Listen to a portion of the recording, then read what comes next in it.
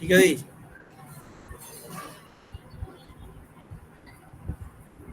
देखो, every warrant, अभी क्या कहता है, who may issue the warrant, warrant कौन इशू कर सकता है। देखो, वारंट इशू करने की पावर तो दो लोगों की होती है, या तो कोर्ट ऑफ सेशन करेगा या फिर judicial magistrate, chief judicial magistrate या जुडिशियल मजिस्ट्रेट फर्स्ट क्लास वाला, या जुडिशियल मजिस्ट्रेट सेकंड क्लास, यही लोग, या इसमें एएसजे है ना, एडिशनल सेशन जज, ये लोग ही तो करते हैं। तो कोर्ट ऑफ सेशन और एएसजी के लिए तो लिख दिया जज, और CJM JM first class JM second class के लिख दिया इन्होंने magistrate. Who pass the sentence, देखो वारंट कौन इशू करेगा, जिसने वो सेंटेंस पास किया हुआ। सेंटेंस क्या होता है बताओ।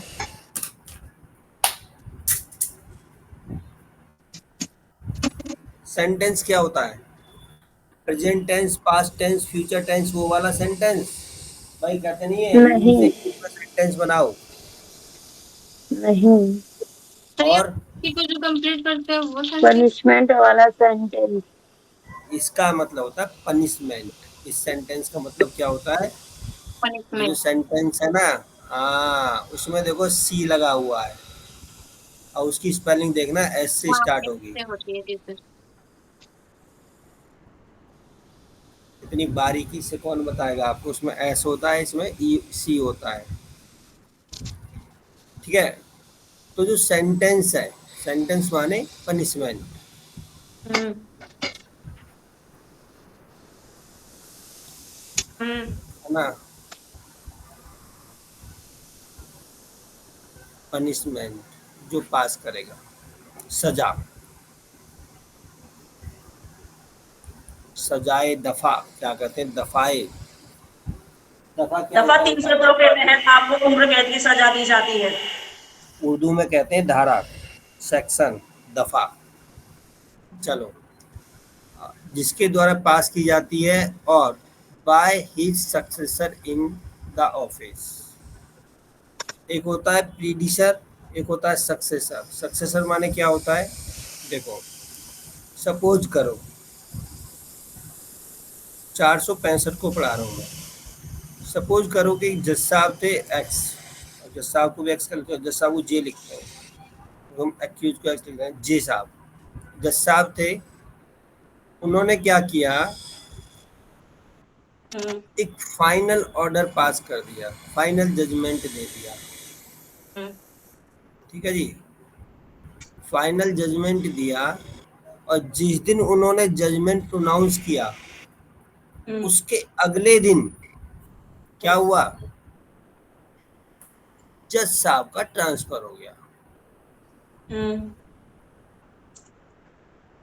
अब भाई भाई अब कह रहे हैं कि भाई जिन्होंने वो सेंटेंस दिया है ना, हु पास द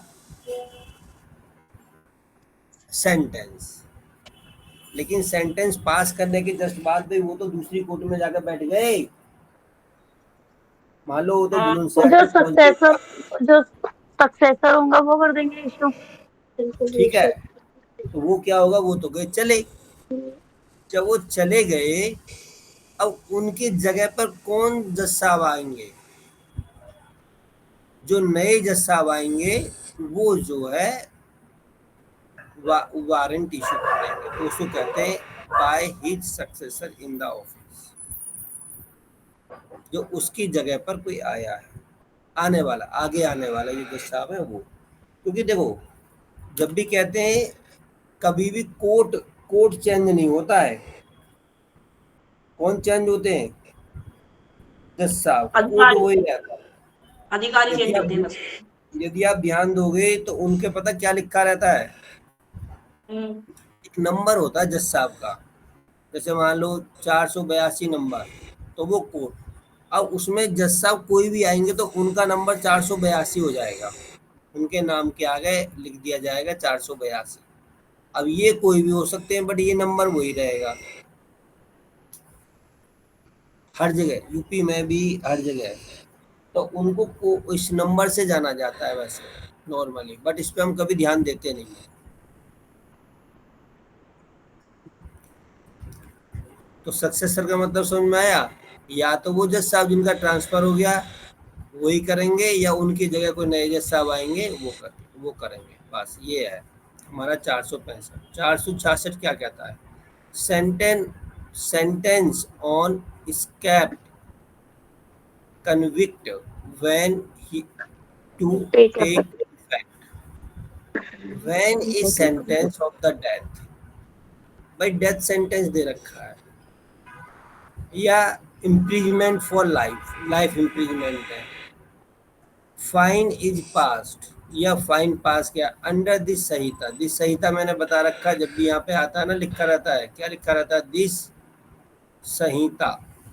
तो इसका मतलब क्या होता है? दिस संहिता का मतलब होता है BNS, इस पूरी एसएस। किताब में। ठीक है जी। जी। On on an escaped convict. Escaped माने क्या होता है? भागा हुआ, एस्केप। स्केप। ठीक है, भागा हुआ जो। सच सेंटेंस सेल, वो सेंटेंस कब दिया जाएगा? Subject to be provision here in before the content take effect immediately. जैसे ही वो पुलिस के कब्जे में कभी भी कहीं से भी आता है तुरंत उसको इफेक्ट में लाया जाएगा। ठीक है। एडवोकेट संगीता हरीश।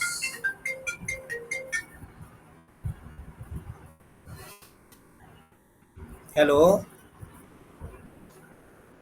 क्या हो गया? हाँ जी मैम, सही कह रहे हो, 3-4 लोग लाइन में लगे पड़े हैं। Good evening sir. Good evening. अब देखना जुड़ गए। ठीक।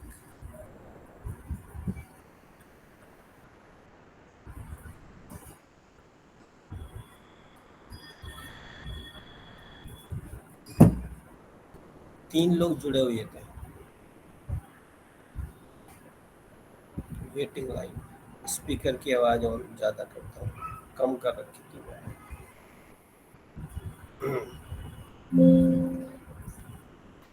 हाँ जी। तो हमारा ये क्या कहता है? इमीडिएटली इफेक्ट में आ जाएगा, ये हमारा सब सेक्शन 1 हो गया। जैसे ही वो जो एक्यूज्ड है, ठीक है, जिसको डेथ पेनल्टी है या इम्प्रीजमेंट है, वो तुरंत इफेक्ट में आ जाएगा। When a sentence of the imprisonment for the term is passed under this Samhita is kept convicted, जब उसके लिए पास किया जाता है। भाई दिस संहिता का तो मतलब सभी को समझ में आ गया ना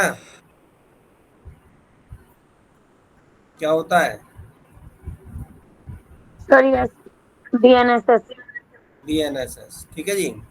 मैं भागे हुए को सजा दी है, ठीक है, तब क्या होगा? देखो, ए इफ सच सेंटेंस इज सेवरर, है ना, in kind, then the sentence which such convict was undergoing when he escaped, the new sentence shall take effect immediately। Several मैंने कई प्रकार की उसको सजा दे रखी है। ठीक है, मान लो उसको एक सजा हो गई 2 साल की, और एक हो गई, और ये इसने 1 साल की सजा ऑलरेडी काट ली है।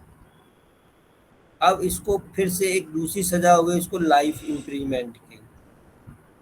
ठीक है, लाइफ इम्प्रीजमेंट की।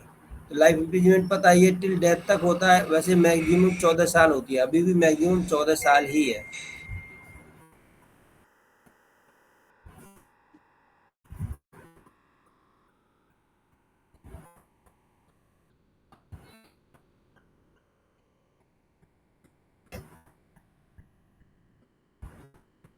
ठीक है, सॉरी,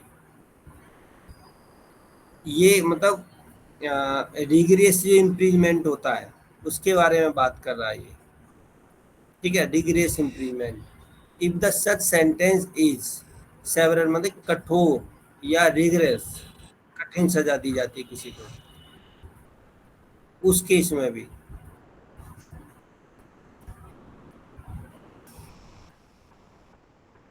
क्योंकि इस सेंटेंस में क्या था, देखो डेथ पेनल्टी है या लाइफ इम्प्रिजमेंट है, तो फिर उसके आगे जो चलेगा ना तो उसमें उसकी सजा भी जो कठोर सजा जो दिया, जिसको हम एक बार हमने डिस्कस किया था, आप लोग को ध्यान को, काल कोठरी वाला हमने बोला था।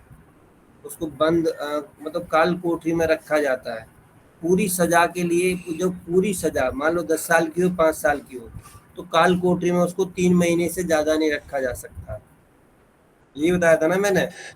और कभी भी 7 दिन लगातार रखने के बाद में 8वें दिन नहीं रखा जाता, ठीक है। जैसे उसको 7 दिन रख लिया तो 3-4 दिन उसको बाहर रखना पड़ेगा, फिर 7 दिन, मतलब पूरी उसमें जो ये जो होता है सेवरर या रिग्रेस, जो उसमें काल कोठरी में जब रखते हैं या उससे काम करवाते हैं, पत्थर कुटवाते हैं, ऐसे कोई भी जो ऐसे काम जो करवाते हैं उसके बारे में बात कर रहा है ये।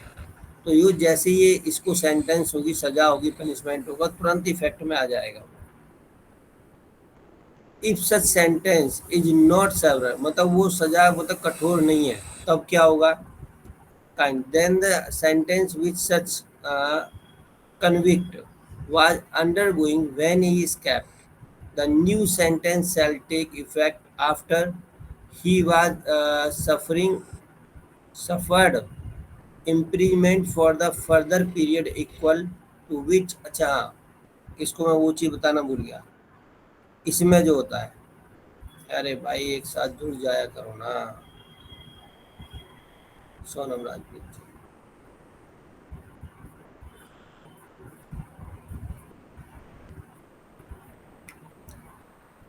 देखो मान लो 2 साल की सजा चल रही है उसको, और इसको 14 साल की लाइफ इम्प्रिजमेंट फिर से सजा हो गई, इसी को मैं बता रहा हूँ ए वाले पॉइंट को आगे से।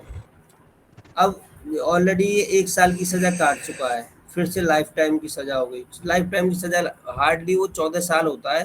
14 साल के बाद में यदि गवर्नमेंट चाहे तो उसको रिलीज कर सकती है, वो गवर्नमेंट डिसाइड करेगी, कोर्ट डिसाइड नहीं करता, गवर्नमेंट डिसाइड करती है, स्टेट गवर्नमेंट या सेंट्रल गवर्नमेंट, जिसके भी हाथ में होता है पावर होती है, ठीक है भाई। अब हो गई, तो जैसे ही इसको 1 साल बाद में वो सजा सेंटेंस सुनाया जाएगा ना, तो वो तुरंत इफेक्ट में आ जाएगी। तो अब वो दोनों चलेंगे, मतलब अब ये 1 साल की बची हुई सजा प्लस ये जो लाइफ इम्प्रिजमेंट वाला, दोनों साथ साथ चलेंगे। अब ये कोर्ट के ऊपर भी डिपेंड करता है, कई बार कहीं कहेगा भी पहले ये 2 साल की सजा अलग काटेगा, उसके बाद में लाइफ इम्प्रिजमेंट वाली सजा वो उसकी अलग चलेगी। लेकिन यदि रिग्रेस इम्प्रिजमेंट पहले से ही उसको कठोर सजा मिली हुई है, तो तुरंत इमीडिएटली इफेक्ट में आ जाएगी। वो जैसे ही वो सजा काट रहा है उसको तुरंत से फिर से क्या होगा, जैसे दूसरी सजा मिली दूसरे केस में, तो वो तुरंत इफेक्ट में, दोनों सजा साथ साथ चलेंगी उसमें, ठीक है। सेम ये कह रहा है ना, यदि वो कठोर सजा उसमें नहीं दे रहा है और उसको फिर से जो क्या नाम कन्विक्टेड है, पहले से ही वो सजा काट रहा है वो भी, ठीक है, तो नई सजा आफ्टर ही द सफर्ड, अब उसकी जो नई सजा जो होगी, यदि वो सिंपल सजा काट रहा है तो पहले वो 2 साल की सजा कंप्लीट होगी, मान लो फिर से उसको 5 साल की हो गई, और 1 साल की उसने सजा काटी थी, पहले 1 साल की बची हुई थी और इसी टाइम पे फिर 5 साल की हो गई। लेकिन यदि वो सिंपल सजा काट रहा है ना, तो पहले ये इस 2 साल वाली को पूरा करेगा, ये जब कंप्लीट हो जाएगी तो इसके बाद फिर वो 5 साल वाली चालू होगी।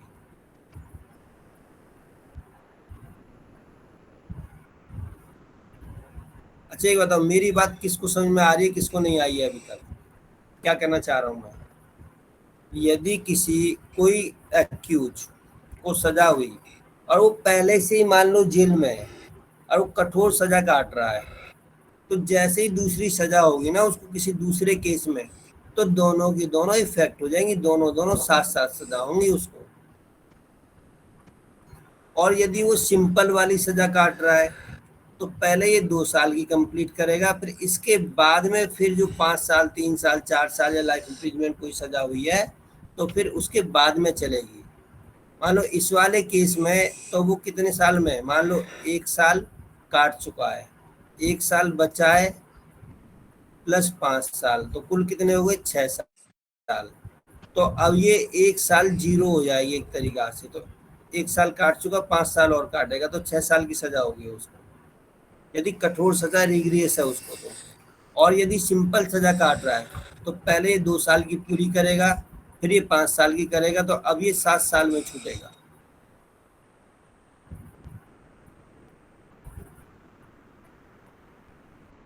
बात समझ में आई या नहीं आई?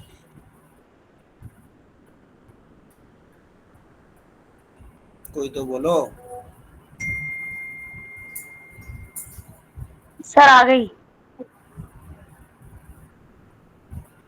चलो तीसरा, for the purpose of subsection 2 the sentence of the rigorous imprisonment shall be deemed to be several.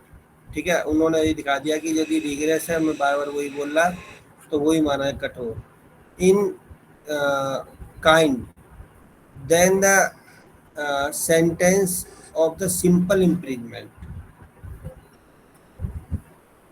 भाई उधर कठोर है, इधर सिंपल है, बस सिंपल है तो ज़्यादा काटेगा, और यदि रिग्रेस है तो उसको वो करेगा।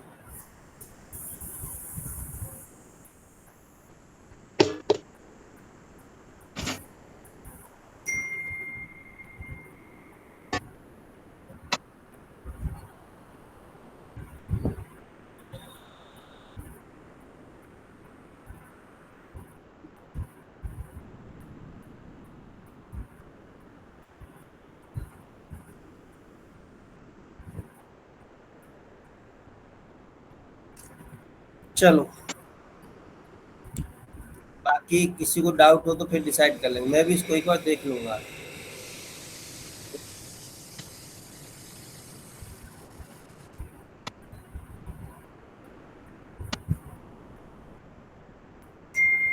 सिक्सटी सेवन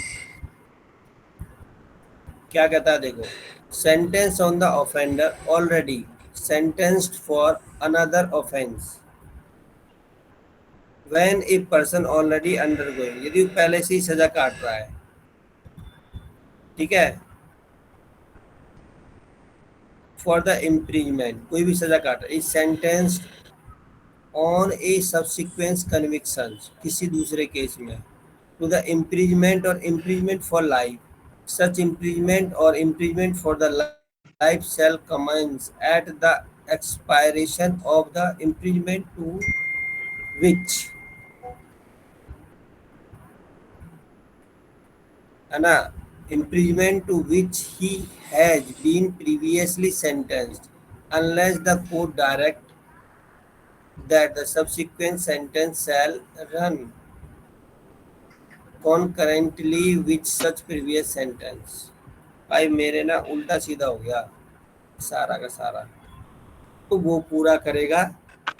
मान लो किसी पहले केस में वो भाग चुका है, तो पहले उसको कंप्लीट करेगा वो, फिर उसकी तुरंत इफेक्ट में आ जाएगी, नई वाली तुरंत इफेक्ट में आ जाएगी उसे रिग्रेस में। ठीक है, यदि उसको कठोर सजा मिली हुई है, मान लो पहली भी कोई सजा है और दूसरी भी उसको कोई मतलब न्यू सेंटेंस फिर से हो गया, यहाँ लिखा है न्यू सेंटेंस, अब पहले ही उसमें वो भाग चुका है पहले ही, तो जैसे ही वो पकड़ में आएगा तो पहले वो पहली सजा काटेगा, दूसरी वाली भी तुरंत इफेक्ट में आ जाएगी, दोनों साथ साथ चलेंगी, ए वाले में चलेंगी दोनों साथ साथ ही। ठीक है, ये कहता है इसमें भागे हुए व्यक्ति जैसे ही पकड़ में आएगा, मान लो किसी केस में भाग गया, मैं चलो सेक्शन बताता हूँ, 307 में ये भागा हुआ है और 307 में इसको ऑलरेडी 7 साल की सजा मिली हुई है। ठीक है, और इसमें क्या है, ये भागा हुआ है, अब इसके साथ में एक और केस चल रहा था, ठीक है, उसमें भी इसको सजा हो गई, मान लो उसमें हो गई 5 साल की सजा। अब जैसे ही ये पकड़ में आएगा, अरे उसको रिग्रेस सजा दी जा रही है, तो ये वाली सजा और ये वाली सजा दोनों साथ साथ चलेंगे। और यदि उसके पास सिंपल सजा दी गई है उसको, जी ठीक है, और भागा हुआ, जैसे ही वो पकड़ में आएगा तो अब पहले वाली सजा को पहले काटेगा, फिर उसके बाद में सजा को ये बाद में काटेगा। ये कह रहा है ये। जैसे पकड़ में आएगा ऐसे इमीडिएटली।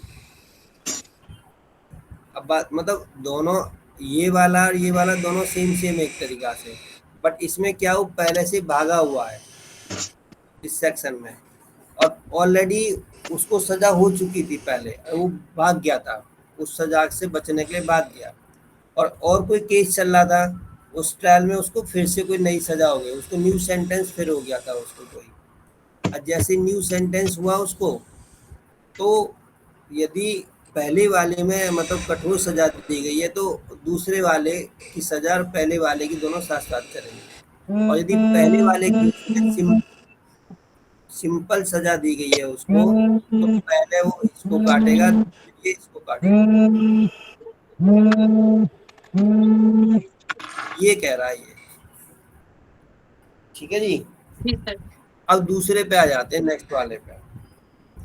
अब नेक्स्ट वाले में क्या कह रहा है ये, ऑलरेडी वो क्या है, सेंटेंस है, अंडर गोइंग है, वो जेल में है, वो इम्प्रिजमेंट है उसको, पहले से वो जेल में है, ठीक है, और एक और ट्रायल चला उसका, सब सीक्वेंस मतलब एक और ट्रायल चल रहा था, उसमें भी उसको जेल हो जाती है, मतलब उसमें भी सजा होती है।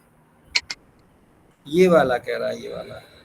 अब जब उसमें भी इसको इम्प्रिजमेंट हो जाता है तो ये कहता है, यदि, पढ़ लेते हैं इसको दोबारा से, when a person already undergoing the sentence of the imprisonment, इस सेंटेंस किसी सजा हो गई और ऑलरेडी वो जेल में पहले से ही, ऑन सब्सिक्वेंटली कन्विक्शन, फिर से उसको किसी दूसरे केस में सजा हो गई और लाइफ इम्प्रिजमेंट हो गया उसको, such imprisonment of the imprisonment for the life shall commence at the expiration of the commencement। तो अब वो कह रहा है कि जब तक पहली सजा पूरी नहीं होगी, मान लो पहले वो 5 साल की सजा काट रहा था, उसके बाद में फिर क्या हो गया, फिर लाइफ इम्प्रिजमेंट हो गया, सजा होगी 10 साल की, तो पहले इसको काटेगा और फिर वो, मान लो उसको 3 साल काट ली इसने, तो क्या बचे अभी 2 साल प्लस जो दूसरी वाली सजा हुई है उसको पूरी काटेगा ये। अब ये 2 साल इसके साथ जुड़ेगी नहीं, ये है इसका प्रोविजन, देख लेते हैं क्या कह रहा है इसका, ठीक है जी।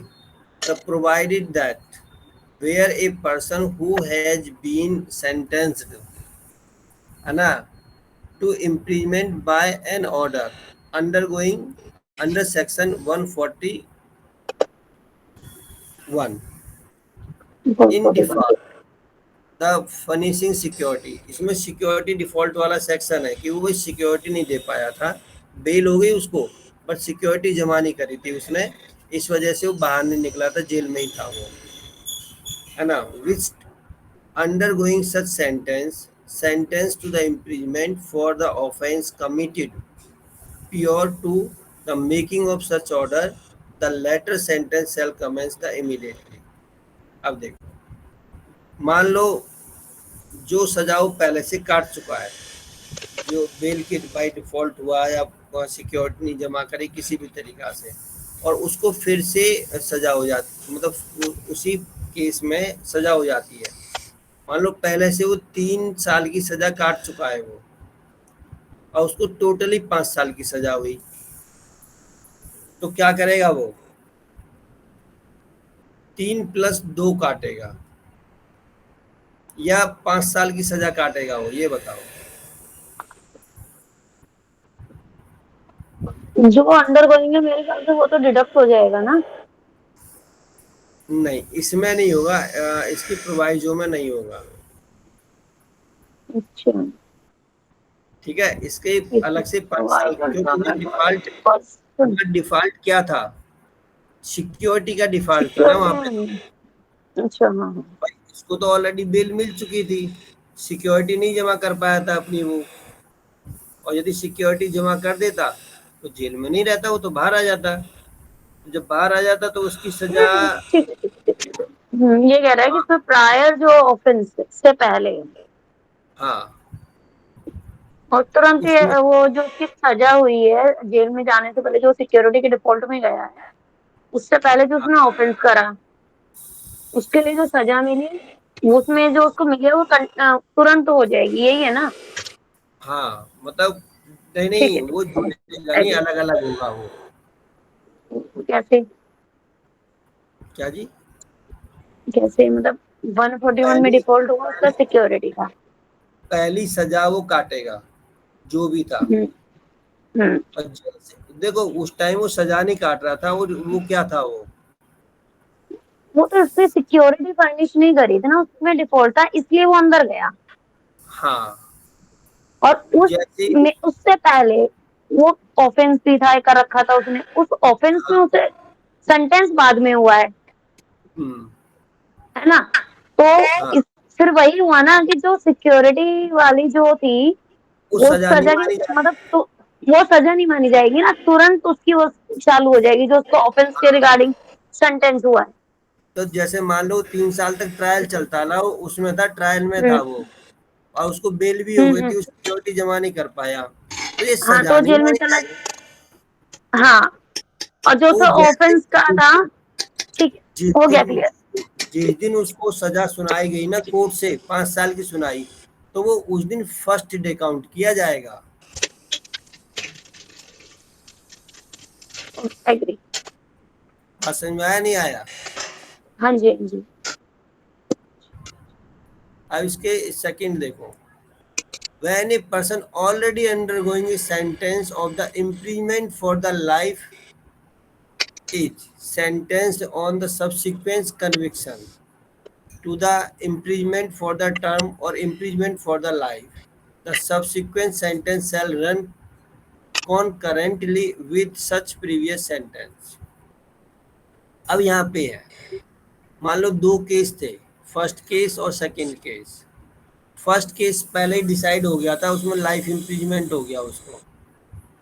क्या हो गया उसको? लाइफ इम्प्रिजमेंट हो गई उसको, और ऑलरेडी वो जेल में है। अब दूसरा केस हुआ 3 साल बाद डिसाइड, और 3 साल से ये ऑलरेडी जेल में है, और जो इसमें फिर लाइफ इम्प्रिजमेंट मिल गया उसको, या 10 साल की सजा है, 5 साल की सजा, कोई भी मिली है। तो अब जैसे ही 3 साल के बाद में, 3 साल सजा काटने के बाद में दूसरे केस में उसको इम्प्रिजमेंट हुआ ना, तो तुरंत की तुरंत जैसे जिस दिन ये होगा और ये 3 साल या कंप्लीट हो गए, तो इस वाले का फर्स्ट डे होगा और इसका 3 डे मतलब 3 ईयर होगा। अब ये दोनों के दोनों ऐसे पैरेलल चलेंगी साथ साथ। अब यहाँ से ये भी लाइफ इम्प्रिजमेंट चल रही है, और ये पहले से, ये पहले 3 साल से पहले से ही लाइफ इम्प्रिजमेंट चल रही है। ये कह रहा है सबसिक्वेंटली सेंटेंस्ड कॉन्करेंटली, मतलब साथ साथ चलेंगी। बात समझ में आई या नहीं आई? जी। सर आ गए। ठीक है। बस ये है कि यदि बाय डिफॉल्ट वो सिक्योरिटी नहीं दे पाया तो उसको सजा नहीं मान रही है कोर्ट। ठीक है, बाकी और चीजों को सजा मान रही है।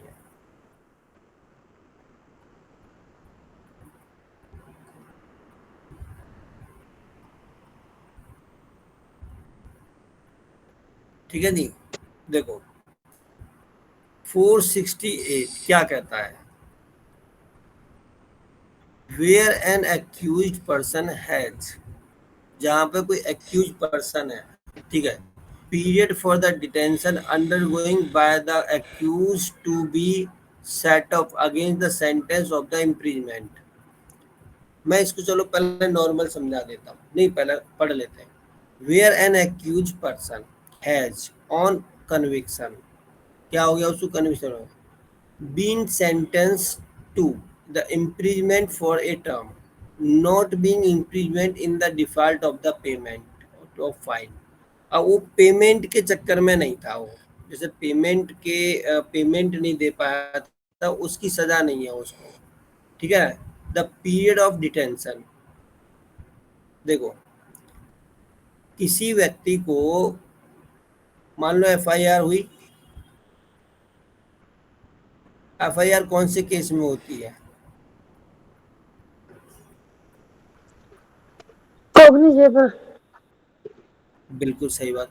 जो कॉग्निजेबल होते हैं उनमें उसको एफआईआर हो गई संज्ञेय अपराध में। उसके बाद उसको अरेस्ट कर लिया गया। अरेस्ट के बाद पुलिस ने उसको बेल नहीं दी। पुलिस ने उसको बेल सॉरी कोर्ट ने उसको बेल नहीं दी और कोर्ट ने उसको जेसी में भेज दिया। अब जेसी में 5 साल रहा वो अंडर ट्रायल। राजपाल की एक अंडर ट्रायल वो है फिल्म, देखना उसको, बहुत बढ़िया है। राजपाल सिंह को जानते हो आप? जोकर टाइप का जो वो करता है कॉमेडी। जानते हैं। हाँ, उसकी फिल्म में अंडर ट्रायल। उसकी बेटी ना उसको उल्टे झूठे केस में फंसा देती है, रेप के में। उसकी खुद की बेटी, मतलब हाँ खुद की बेटी होती है, वो सौतेली पता नहीं सगी बेटी होती है। तो उसमें वो पूरा अंडर ट्रायल दिखाया गया है, बहुत बढ़िया है। देखो अंडर ट्रायल था और अंडर ट्रायल रहा वो 5 साल। 5 साल बाद में, क्योंकि देखो कोई भी केस का डिसीजन आते आते 5 साल लगते हैं, फाइनल जजमेंट आ गया। उसको सजा हुई व्यक्ति को कितने साल की, मान लो 10 साल की सजा हो गई। अब क्या होगा भाई? 5 साल तो वो अंडर ट्रायल ऑलरेडी रह चुका है वो, तो 5 साल और टोटल काटेगा।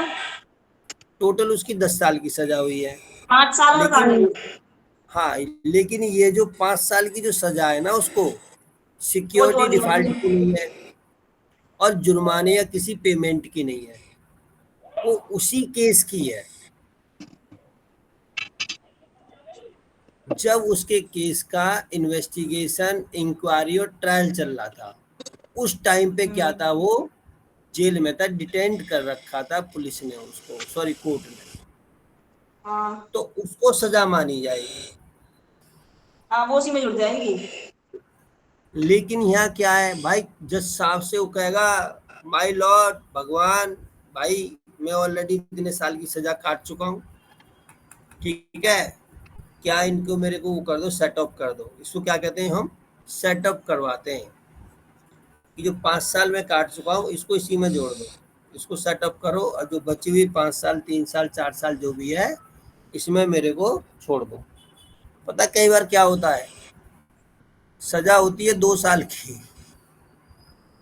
ठीक है, अब वो सेटअप सेक्शन 476 तो देख लेना 6 है या 5 है, यहाँ पर वो देख लेना, आगे पड़ेगा या ना, 5 ही होगा ये।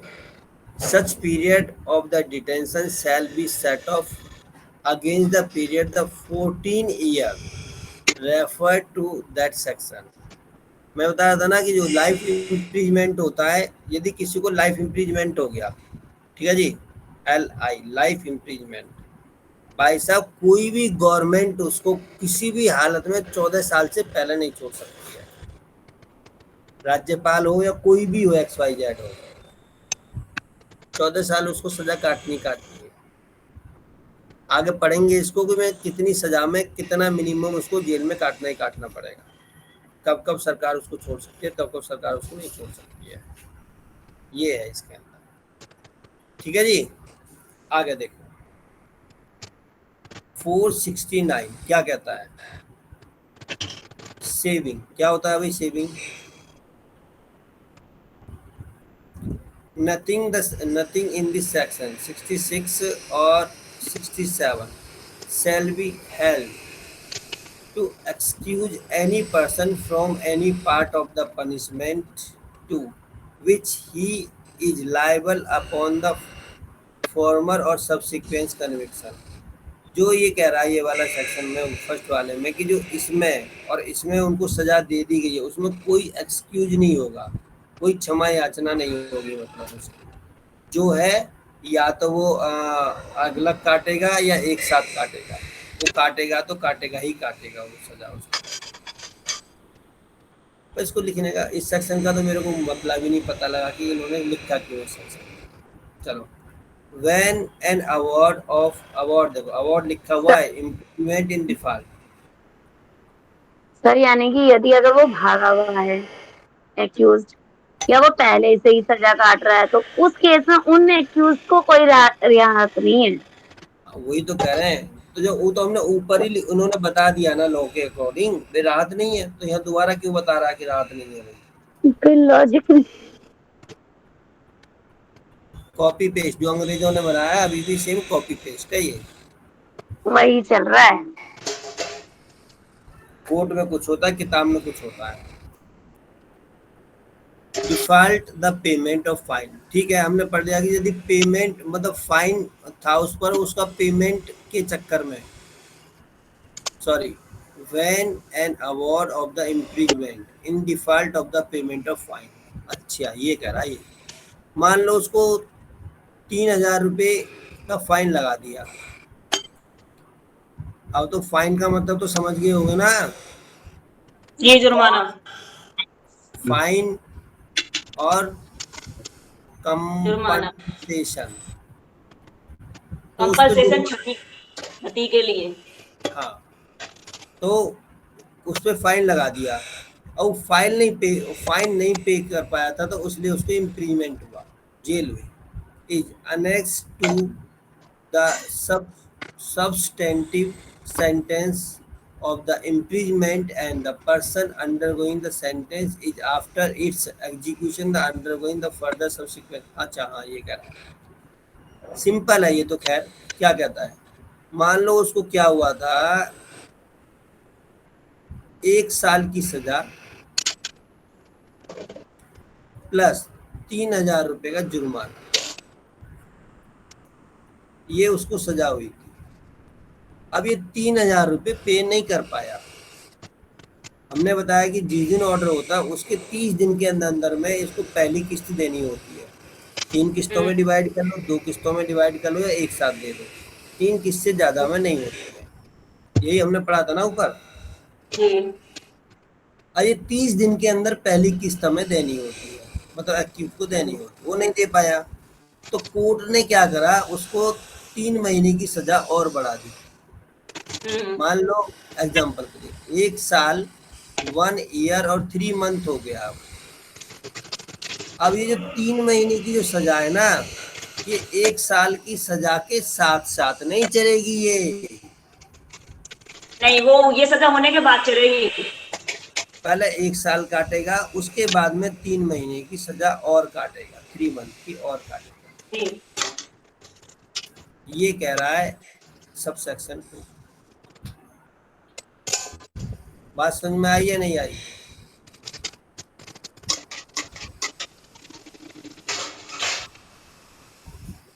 ये तो आसान बात थी। ये वैसे वकीलों के लिए इतना इम्पोर्टेंट नहीं है, बट लाइन टू लाइन पढ़ रहे हैं तो वही, इसलिए हमने इसको पढ़ा है। 470 क्या कहता है, ये 0 है। When a sentence has been fully executed, पूर्ण रूप से उसको एग्जीक्यूट कर लिया गया उस सजा को, the officer executing it shall return the warrant to the court from which it is issued with an endorsement under his hand certificate the manner in which the sentence has been executed। Warrant किया कि भाई इसको ऐसे ऐसे इतनी सजा हो चुकी है और इसको एग्जीक्यूट किया जाए। जिस ऑफिसर के अगेंस्ट में वो एग्जीक्यूशन का, जिस ऑफिसर को उस एग्जीक्यूशन का ऑर्डर दिया गया, उसने वो एग्जीक्यूट कर दिया, अरेस्ट करके जेल में डाल दिया, या ऑलरेडी जेल में था तो जेल में है ही है, वो शिफ्ट कर दिया तो रेगुलर उसमें कर दिया, उसको ट्रायल से हटा के, और उस वारंट को उस कोर्ट को वापस करेगा जिसके नाम से वारंट इशू किया गया था। मैंने बताया था यदि जेल में कैदी है तो जेल सुपरिटेंडेंट के नाम से जाएगा। अब जेल सुपरिटेंडेंट क्या करेगा, उसको एग्जीक्यूट करके शिफ्ट करके सारा चीज करने के बाद में उसको अक्यूज को क्या करेगा, अपना एक सर्टिफिकेट लगा देगा, अपने हाथ से एक सर्टिफिकेट बनाएगा, भाई सो एंड सो पर्सन है, इसको जो आपने ये सजा दी थी, आपने ये वारंट इशू किया था, हमने इसको एग्जीक्यूट कर दिया, इस जेल में शिफ्ट कर दिया है, सो एंड सो, और उस कोर्ट को अपना वापस सर्टिफिकेट कर देंगे। उसके वारंट के साथ में इंडोज करके अटैच करके कोर्ट को वापस भेज देगा। जी। ये कहता है 470। 471 क्या कहता है, देखो, एनी मनी, मनी पैसा पैसा, अदर देन ए फाइन, जो फाइन नहीं है, फाइन को छोड़कर, payable by the virtue of any order made under this Samhita and the method of recovery of such is not otherwise expressly provided for shall be recoverable as if it is were a fine। यदि fine नहीं लगाया but कोई और पैसा था, किसी वजह से कोई भी और था बट फाइन नहीं था वो, अब उसको कोर्ट को रिकवर करना है उस पैसे को, तो कोर्ट कैसे उसको रिकवर करेगा, तो ये कह रहा है कि भाई इसको रिकवर करेगा कि जैसे हमने फाइन को रिकवर करने की हमने प्रोसेस ऊपर सीखा था। क्या सीखा था, मूवेबल प्रॉपर्टी है तो उसको अटैच कर लेंगे, उसको एक वो करेंगे, नीलामी कर देंगे उसकी, और यदि इमूवेबल प्रॉपर्टी है तो उसको पहले अटैच करके जो प्रोसेस होता है डीएम को भेजेंगे, वो उसको डीसी को भेजेंगे, डिस्ट्रिक्ट कलेक्टर को, और सो एंड सो वो उसको करके कोर्ट को वापस कर देगा। तो मतलब फाइन नहीं है, कोई और पैसा हमें रिकवर करना है, तो उसको रिकवर करने के लिए जो फाइन का प्रोसेस है उसी को अडॉप्ट करेंगे हम लोग, उसी को अपनाएंगे। समझ में आई या नहीं आई? तो वो सेक्शन था हमारा, अभी हमने 461 जो पढ़ा था सेम सेक्शन वही था, उसी के अकॉर्डिंग हमें इसको करना है, ठीक, उसके प्रोवाइजो में लिखा हुआ बस, और कुछ नहीं है इसका।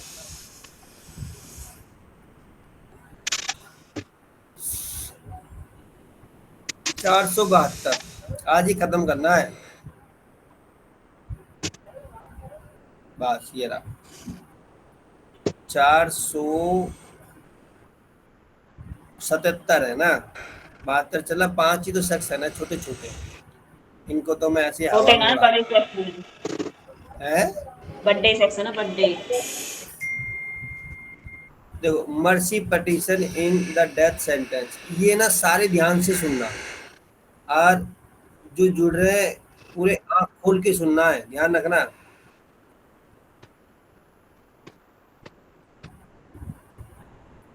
ठीक है जी, मर्सी पिटीशन के बारे में पूरे आंख खोल लेना, तब सुनना ढंग से। अब कहोगे सर नहीं सर, कान खोल के सुन लेना। अरे आंखों सेंटेंस केसेस, ये पर्टिकुलर ध्यान रखना, केवल डेथ सेंटेंस में ही होगा, डेथ सेंटेंस, ठीक है।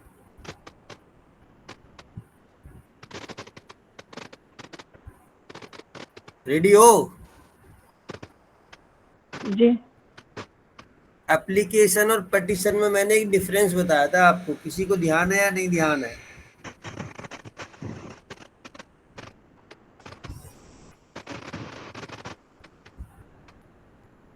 हेलो जी सर। जी सर।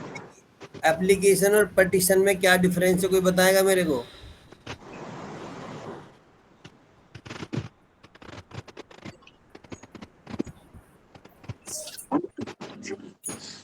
पिटिशन तो सर जो रेगुलर केसेस लगते हैं, मतलब हमेशा चलता है, वो पिटिशन होती है। एप्लीकेशन तो एक दो हियरिंग में खत्म हो जाती है कि नहीं? ठीक है, तो 2 3 4 हियरिंग भी हो जाती है, ऐसी कोई दिक्कत नहीं। हाँ, बस इससे ज्यादा नहीं होता, बट पिटिशन पढ़ते तो रेगुलर केसेस की तरह लंबा चलता है। उसका फॉर्मेट होता है, पिटीशन जो होता है एक फॉर्मेट में कोर्ट में फाइल किया जाता है, जैसे केस फाइल किया था, सारे अटैचमेंट डॉक्यूमेंट सारे लगा के, हाँ, ठीक है, लिस्ट ऑफ डॉक्यूमेंट की है, वो सारी चीजें सब कुछ जाएगा वो। तो यदि हम मर्सी पिटीशन भी लगाएंगे तो उसमें भी सारी पूरी फाइल जाएगी, पूरी की पूरी एक फॉर्मेट के मतलब अकॉर्डिंग जाएगी। फाइल जैसे प्रिपेयर किया जाता है वैसे मर्सी पिटीशन की भी फाइल बना के सेम लगानी है, राइट? फाइल बनी, इंडेक्स, सब लिस्ट ऑफ डॉक्यूमेंट और सब सारे चीज सब डॉक्यूमेंट। चीज सब चीज वो एप्लीकेशन नहीं जाएगी, एप्लीकेशन के रूप में नहीं जाएगी कि भाई हमने एक एप्लीकेशन लाई मर्सी, इसलिए मर्सी पटिशन बोला गया है, मर्सी एप्लीकेशन नहीं बोला गया। ये चीज ध्यान रखना बस, एक चीज पहली चीज तो ये कि सभी को क्लियर हो गई होगी। ठीक है, अब ये तो आपको बिल्कुल 101% ये पता ही है कि भाई मर्सी पटिशन है, डेथ सेंटेंस कोर्ट ने फाइनल कर दिया, और मर्सी पटिशन किस कोर्ट ने इसको वो कर दिया है, फाइनल कर दिया है, मतलब बताओ। सुप्रीम कोर्ट ने, तभी तो मर्सी पटिशन में जाएंगे हम लोग। मर्सी पटिशन में कब जाएंगे, जब सुप्रीम कोर्ट ने अपना हथियार डाल दिया, उसने भी डेथ पेनल्टी या डेथ सेंटेंस घोषित कर दिया है। ठीक है जी, सुप्रीम कोर्ट ने डेथ सेंटेंस दे दिया है, अब कोई ऑप्शन नहीं बचता है। ठीक है, जब डेथ सेंटेंस सुप्रीम कोर्ट ने दे दिया तो उसके बाद हमारे पास दो ऑप्शन बचते हैं। कौन कौन से? दोनों ही मर्सी पटिशन के होते हैं, मतलब मर्सी पटिशन है, हम उसको फाइल कर सकते हैं दो जगह, इसमें पढ़ेंगे डिटेल में हम लोग, और वो भी कब करेंगे वो मैंने बता दिया। जो सुप्रीम कोर्ट में हमने एसएलपी लगाई या अपील में गए वो डिसमिस हो गई। भाई हम डेथ सेंटेंस को कम करवाने के लिए, कन्वर्ट करवाने के लिए, चेंज कराने के लिए, या एक्स को या एक्यूज को गलत डेथ सेंटेंस दिया गया है, उसको लेके हम सुप्रीम कोर्ट गए थे। सुप्रीम कोर्ट ने सारी बातें सुनी, हम अपील में गए तब भी, और हम एसएलपी में गए तब भी, दोनों ही कंडीशन में उसने हमें क्या कर दिया, डिसमिसल कर दिया। मतलब उसको रिजेक्ट नहीं करा, डिसमिसल कर दिया। जब डिसमिसल हो गया तो अब अच्छा, life imprisonment supreme court confirm कर देता कि ठीक है भाई लाइफ इम्प्रीजमेंट था, सुप्रीम कोर्ट ने लाइफ इम्प्रीजमेंट का लाइफ इम्प्रीजमेंट कर दिया, तो क्या अब हम सुप्रीम कोर्ट जा सकते हैं? सॉरी, ओ नहीं, वहाँ राज्यपाल या उसके पास में जा सकते हैं। सुप्रीम कोर्ट ने किया है तो फिर तो सेंट्रल में जाएंगे ना हम। क्या क्या क्या क्या मतलब दोबारा से बताना। मैंने बोला कि भाई लाइफ इम्प्रीजमेंट का सेंटेंस दे दिया सेशन कोर्ट ने, हम अपील में गए हाई कोर्ट, हाई कोर्ट ने हमारी अपील डिसमिस कर दी, हम गए उस अपील के अगेंस्ट में सुप्रीम कोर्ट, सुप्रीम कोर्ट ने भी हमारी अपील डिसमिस कर दी। तो क्या कोई ऑप्शन है कि भाई लाइफ इम्प्रीजमेंट जो दिया गया है? हाँ, राष्ट्रपति के पास स्टेट गवर्नर ऑफ स्टेट है और प्रेसिडेंट है। अरे मैडम, लाइफ इम्प्रीजमेंट में कौन सा गवर्नर आ जाएगा? डेथ का तो है। मैं लाइफ इम्प्रीजमेंट का बोल रहा था, इसलिए कंफ्यूज इसलिए कर रहा कि तुम लोग कंफ्यूज नहीं हो। क्या? मैंने पहले बोला only and only death sentence में, मैंने लिख भी दिया डेथ सेंटेंस होगा तभी मर्सी पटिशन लगेगी केवल, उसका भी मैं बताऊंगा कि इतनी साल की सजा यदि हमने काट लिया है तो राज्यपाल को लेटर भेज सकता है। अब वो भी किसके थ्रू भेजेगा? जेल सुपरिटेंडेंट के थ्रू जाएगा, जेल सुपरिटेंडेंट एक सर्टिफिकेशन देगा कि जी ये इसकी सजा इतनी है और इतनी सजा काट चुका है।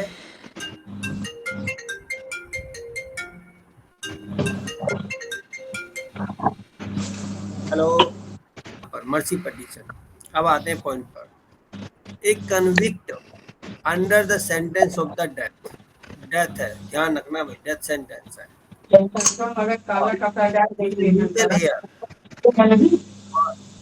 कहाँ का कपड़ा डाल रहे हैं हमारे में इसमें कहाँ पे है? हेलो, वही सब थोड़ी देर। देखो जी, ठीक है, his legal heir any other relative में, अब यह कहता है या तो उसके लीगल हेयर जो भी, जैसे मान लो एक्स को डेथ पेनल्टी हो गई, डेथ सेंटेंस हो गया, अब या तो इसकी वाइफ हो गई, ठीक है, इसके बच्चे हो गए, इसका कोई रिलेटिव हो गया, ठीक है, वो कोई भी एक अपनी एक मर्सी पिटीशन तैयार करके लगवा सकता है। ठीक है जी। जी। देखो, ये कौन कौन लगा सकता है, उसके लीगल हेयर कोई या उसके कोई रिलेटिव उसकी मर्सी पिटीशन लगा सकते हैं। इफ किसके यहाँ सर? राज्यपाल के यहाँ? है जी, किसके यहाँ? अभी तो हम सिर्फ ये कर रहे हैं मर्सी पिटीशन कौन फाइल कर सकता है। देखो, मर्सी अच्छा, पिटीशन दो ही जगह फाइल होती है, या तो राज्यपाल के यहाँ पे पहला ऑप्शन होता है हमारे पास, दूसरा होता है प्रेसिडेंट के यहाँ पर, प्रेसिडेंट ऑफ इंडिया। ठीक है, अब देखो, if he has not already submitted A petition for mercy, यदि उसने खुद से मर्सी पिटीशन नहीं लगाई है, file A mercy petition before the president of India under article 72 और governor of the state under article 161 of the constitution with in the period of 30 days, ये 30 दिन के अंदर अंदर में ही लगानी होती है। सुप्रीम कोर्ट के बाद 30 दिन के अंदर अंदर में ये मर्सी पिटीशन हमें लगानी पड़ती है। After the date on which the superintendent of the jail, ठीक है, 30 डेज आफ्टर द डेट, जब सुप्रिंटेंडेंट के पास में कंफर्मेशन का ऑर्डर पहुंच जाता है ना, अब वो डेथ का वो स्टार्ट कर देता है कि भाई अब इसको डेथ 30 दिन के अंदर अंदर 30 दिन के बाद हमें हैंग करना, लटकाना है इसको। तो उन वहाँ से एक दिन स्टार्ट होगा, उस 30 दिन के अंदर अंदर में या तो वो खुद करेगा, खुद कैसे करेगा, क्योंकि वो तो खुद ऑलरेडी जेल में है, तो उसके लीगल हेयर करेंगे, उसके रिलेटिव करेंगे, और यदि गवर्नर के पास जा रहा तो 161 ऑफ द आर्टिकल जाएगा, आर्टिकल 161 में जाएगा, और यदि वो प्रेसिडेंट ऑफ इंडिया के पास जा रहा तो आर्टिकल 72 में जाएगा। अभी इसमें देखो बहुत सारी चीज़ें पढ़ेंगे, यदि ये नहीं गया तो और कौन कौन जा सकता, जरूरी नहीं कि वो खुद भी जाएगा, और भी जा सकते हैं, अभी पढ़ेंगे इसके अंदर। तो अभी केवल हमने फर्स्ट वाले में क्या हमने देखा कि भाई या तो उसके लीगल हेयर लेके जाएंगे उसको, या उसके रिलेटिव लेके जाएंगे, आर्टिकल सो एंड सो, दो लोगों के पास लेके जाएंगे, या तो गवर्नर के पास लेके जाएंगे, या हम लेके जाएंगे किसके पास, राष्ट्रपति के पास में। और यदि आप हाँ राष्ट्रपति, और यदि आप डायरेक्ट राष्ट्रपति के पास चले गए तो राज्यपाल का ऑप्शन कट जाता है। और यदि पहले आप राज्यपाल के पास गए, गवर्नर के पास गए, और उसके मान लो 2 महीने 3 महीने ऐसी फाइल पड़ी रही, उसके बाद उन्होंने उसको डिसाइड करा, उसने भी कंफर्म कर दिया, तो फिर कंफर्म करके वो किसको भेजेगा, जेल सुपरिंटेंडेंट को भेजेगा। उसके बाद फिर उसको 30 दिन मिल जाएंगे, फिर वो राष्ट्रपति के पास चला जाएगा। राष्ट्रपति ने कर दिया, फिर कोई ऑप्शन नहीं है, फिर तो वो चालबाजी का अपने हाथ पैर तोड़ ले भाई, और जब तक तू ठीक नहीं होगा तब तक तुझे फांसी नहीं होगी। यही ऑप्शन है बस तेरे पास, जिंदा है। जब तक वो बीमार रहेगा, हाथ पैर उसके टूटे रहेंगे, तब तक उसको कुछ नहीं होगा, क्योंकि फांसी जो दी जाती है कॉन्स्टिट्यूशन के हिसाब से सही आदमी को ही दी जाती है, बीमार आदमी को नहीं दी जाएगी। चलो इसका सबसेक्शन में 1 देखो, सबसेक्शन का भी 1 पार्ट देखो। informs him about the dismissal of the appeal, special leave petition by the Supreme Court. कब जाएगा वो? यहाँ पर भी गवर्नर के पास है, प्रेसिडेंट के पास में, जो सुप्रीम कोर्ट के द्वारा ये इन्फॉर्म कर दिया जाता है जेल सुप्रिंटेंडेंट को, भाई बता दो इसको कि इसकी अपील या एसएलपी कहते हैं हम इसको, fee for petition, special leave petition, वो डिसमिस हो गई है। अब वो डिसमिसल का ऑर्डर किसके पास पहुंच गया? जेल सुप्रिंटेंडेंट के पास पहुंच गया। जेल सुप्रिंटेंडेंट ने इसको बता दिया, तो वहां से उसके 30 दिन चालू हो जाते हैं। Second part, informs him about the date of the confirmation of the sentence of death by High Court and the time allowed to the file the appeal or SLP in the Supreme Court has expired. या मान लो high court ने death penalty क्या था confirm कर दिया था, ठीक है, क्योंकि सेशन वाला ही वो हाई कोर्ट वाला माना जाता है, क्योंकि सेशन कोर्ट की तो पावर होती नहीं है। उस सेशन कोर्ट किससे लेके आता है? कंफर्मेशन किससे मंगाता है? हाई कोर्ट से। हाई कोर्ट से। हाई कोर्ट ने कंफर्म करके उसको दे दिया और सेशन कोर्ट ने क्या करा? उस ऑर्डर, उस जजमेंट को प्रोनाउंस कर दिया। अब प्रोनाउंस करने के बाद में उसके पास 30 दिन का टाइम था सुप्रीम कोर्ट जाने के लिए जी। वो इन 30 दिन में सुप्रीम कोर्ट नहीं गया। तो क्या अब वो डायरेक्ट मर्सी पिटीशन फाइल कर सकता है? गवर्नर के पास से सुप्रीम, उसके पास में, प्रेसिडेंट के पास में। अच्छा, 60 डेज का तो होगा ना, तभी तो करेगा सर। कहाँ लिखा 60 डेज? 30 दिन का सुप्रीम कोर्ट के लिए। सुप्रीम कोर्ट के बाद नहीं करता है तो यदि वो सुप्रीम कोर्ट में अपील नहीं कर पाया, हाँ, 30 दिन एक्सपायर हो गए, तो अगले जो 30 दिन मिलेंगे ना, उससे पहले नहीं कर सकता वो मर्सी पिटीशन। मान लो हाई कोर्ट ने कंफर्म करके, सॉरी हाई कोर्ट का मतलब समझो ना, सेशन कोर्ट जो मैं बोलूंगा, सेशन कोर्ट ने ऑर्डर प्रोनाउंस कर दिया, मान लो आज तारीख 24 को, 24/6 को कर दिया, और 24/6 के बाद में 23/7 को इसके पूरे के पूरे 30 दिन गायब हो गए। अब वो करा मैं सुप्रीम कोर्ट नहीं जाना चाहता, इसने क्या करा? 15/7 को ही मर्सी पिटीशन लगा दी। क्या ये सही लगाई इसने या गलत लगाई? गलत। हाँ, पहले सुप्रीम कोर्ट का जो टाइम अपील का, वो टाइम तो उसे कुछ करना होगा ना, उसके बाद ही तो लगाएगा वो। हाँ, जब उसका सुप्रीम कोर्ट वाला टाइम एक्सपायर हो जाएगा तब। यही लिखा है 2 वाले में, यही लिखा है, inform him about the date of the confirmation of the sentence of the death by the high court, वही वाला सेशन कोर्ट वाला हो गया। रसोई क्या कर रहा है? and the time allowed। दूध नहीं है। अरे मैडम हमें दूध पिला दो।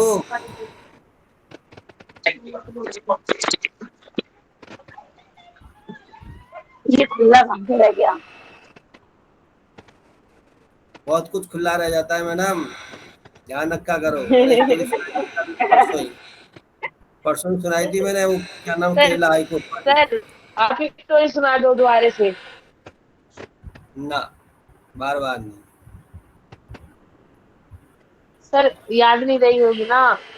अरे बच्चे, खत्म करना है आज इसको, ओवर करना, खत्म नहीं करना, ओवर सर करना। बहुत बड़ा है। हो जाएगा, हो जाएगा, हो जाएगा। अरे कम से कम मर्सी पिटीशन तो खत्म कर लें, पूरा नहीं खत्म होगा तो। हाँ जी, ये वाला सेक्शन तो कर लेना। हाँ, ये खत्म कर लो सर, बाकी तो नहीं होगा। हाँ, क्योंकि इसमें ही बहुत सारे कंफ्यूजन होंगे, धीरे धीरे डाउट क्लियर हो जाएंगे तुम्हारे। हमें थोड़ा इसलिए स्लो हो गया पढ़ाने के लिए कि समझ में आ जाएगी। मैंने इसको ना बहुत फॉलो किया था एपी सिंह को। एपी सिंह को जानते हो ना?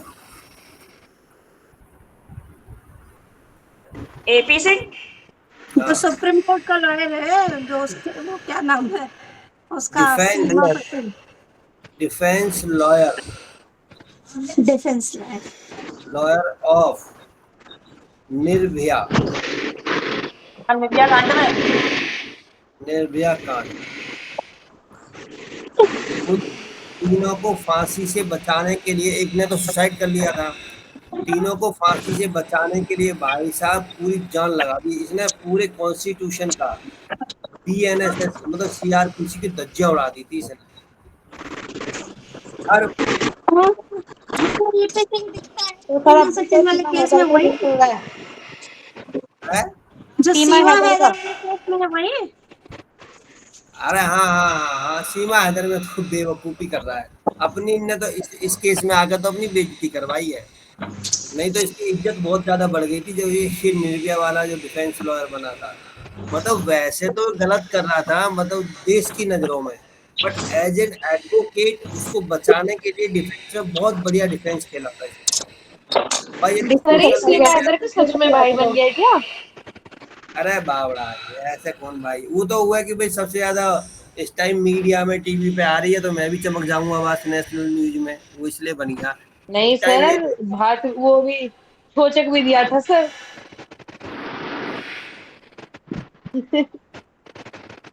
आपका कोई केस आ जाए ना तू भी पेश हो जाना, तू बन जाना मैं इसकी बहन हूँ। बात दुनिया देखो, एडवोकेट सोनम सिंह बनी सीमा हैदर की बहन, टीवी पे सर हाईलाइट वैसे मैच हो जाएगा सीमा और सोनम। सर सीमा हैदर का कत्ल हो ना हो, सोनम को टक्का जाएगा जरूर, तो सीमा रिपोर्ट करिए सोनम।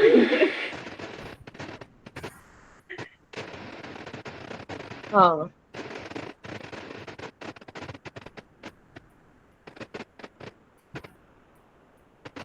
चलो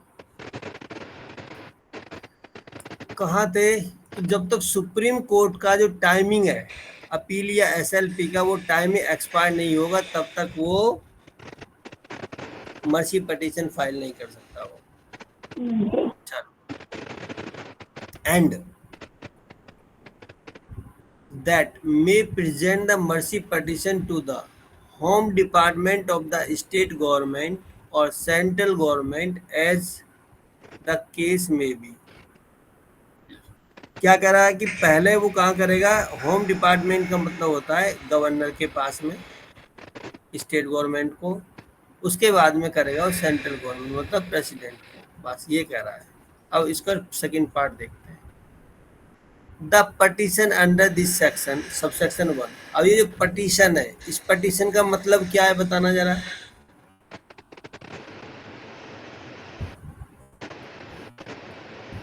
जो इस सेक्शन में जो याचिका की जा रही है भाई इस पटिशन का मतलब है मर्सी पटिशन, इसने खाली पटिशन लिख दिया है बट इसका पूरा नाम क्या है, मर्सी पिटीशन।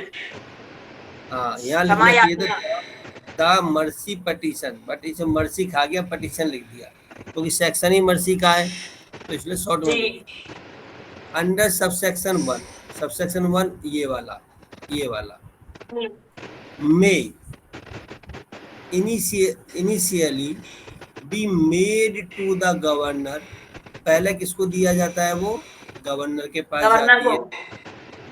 जाती है on its rejection or disposal by the governor, the petition shall be made to be precedent within the period of 60 days from the date of rejection or disposal of this petition।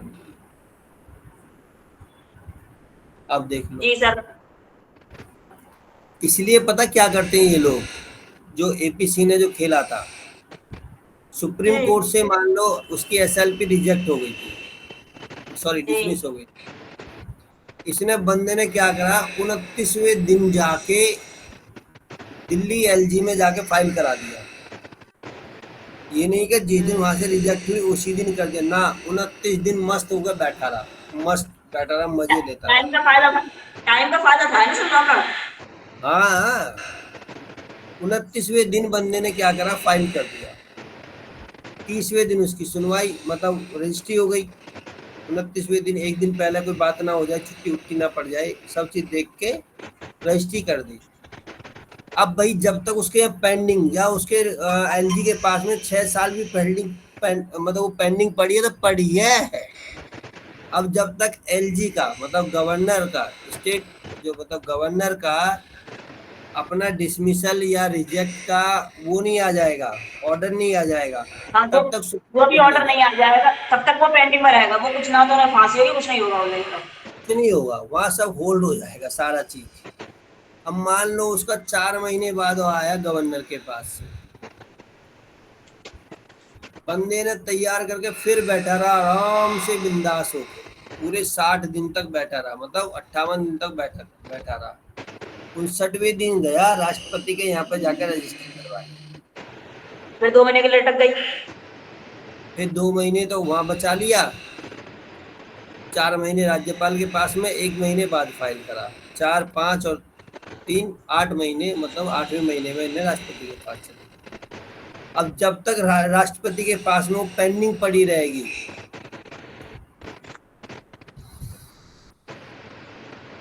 ठीक है, तब तक वो hold रहेगी।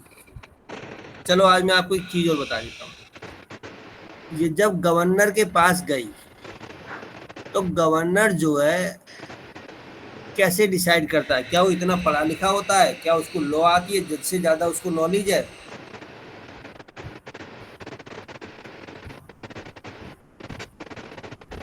वो कैसे decide करेगा उसको बताओ। स्टेट गवर्नमेंट से और जेल सुपरिटेंडेंट से जेल वो कमेंट्स वगैरह लेगा और रिपोर्ट्स को कंसीडर करेगा। भाई साहब इसके पास में chief justice of high court, ठीक, नंबर 1, मैं गवर्नर की बात कर रहा हूँ अभी मैं, वो होगा, और इसके द्वारा 2 और जजेज होंगे हाई कोर्ट के। जो मैंने पढ़ा है उतना बता रहा हूँ मैं, प्लस अटॉर्नी जनरल जो स्टेट को रिप्रेजेंट करने वाला जो वकील होता है वो होगा, और इसकी लीगल एडवाइजर की टीम बैठी होगी। वो सारे के सारे बैठते हैं, कॉन्फ्रेंस हॉल में बैठेंगे सारे जाके मर्सी पिटीशन को लेके, और वो डिसाइड करते हैं, बहस करते हैं, उसमें बातचीत करती है। यदि राज्यपाल को समझ में आ जाता है, जिधर समझ में आएगा उधर अपना ऑर्डर कर देगा। आगे नहीं कि वो गया आराम से बिस्तर पे सोफे पे बैठा, फाइल पढ़ी, हाँ जी पास कर दे, रिजेक्ट कर दे, ना मुन्ना ना। उसमें चीफ जस्टिस हाई कोर्ट के 3 वकील होते हैं, इंक्लूडिंग चीफ जस्टिस होता है उसमें, और उसकी लीगल टीम होती है, और स्टेट को रिप्रेजेंट करने वाला जो अटॉर्नी जनरल एडवोकेट होता है वो होता है उसके अंदर। वो सारे मिलके इसको डिसाइड करते हैं। सेम चीजें होती है जो प्रेसिडेंट के पास जाती है। वो प्रेसिडेंट में क्या होता है, चीफ जस्टिस ऑफ इंडिया होगा, 2 और सुप्रीम कोर्ट के जजेज होंगे, अटॉर्नी वो क्या नाम है, क्या कहते हैं, जनरल अटॉर्नी वो होगा जो पूरे देश को रिप्रेजेंट करता है, एडवोकेट जो देश का सबसे बड़ा एडवोकेट होता है, ठीक है, जो भारत सरकार को रिप्रेजेंट करेगा वो एडवोकेट होगा। और प्रेसिडेंट की अपनी एक लीगल टीम भी होती है, ध्यान रखना, उसके भी एक एडवोकेट्स की टीम होती है, पैनल पे होते हैं वो भी। वो उन सब से क्या करेगा, डिस्कस करेगा, सलाह करेगा, और जो उन सब का मिली जुली का सबसे ज़्यादा ओपिनियन होगा उस चीज़ को वो फाइल वो करता है। ये नहीं कि राष्ट्रपति साहब भी पूरी फाइल को, इतनी मोटी फाइल को लेकर पूरा वहाँ बैठेंगे, सोफे पर बैठ कर पूरी फाइल पढ़ेंगे, अपना दिमाग लगाएंगे, ना ना ना। जो उस टीम सारा डिसाइड करेगी जिसकी वोटिंग सबसे ज़्यादा होती है। अब मुझे चीफ जस्टिस का जो नाम मैं ले रहा हूँ ये मेरे को कन्फ्यूजन है। मे बी 2 सुप्रीम कोर्ट, अच्छा होते जज जो है प्रेजेंटली जज होते हैं वही सुप्रीम कोर्ट के जज, वो सब मिल बैठ के उसको एडवाइस करते हैं, सुप्रीम कोर्ट उसको राष्ट्रपति को, और गवर्नर को हाई कोर्ट के जज एडवाइस करते हैं, और जो इनके स्टेट को रिप्रेजेंट करने वाले एडवोकेट्स होते हैं, और राष्ट्रपति को जो देश को रिप्रेजेंट करने वाले जो एडवोकेट्स होते हैं वो सब, तब वो डिसाइड होता है। चलो वापस आ जाते हैं।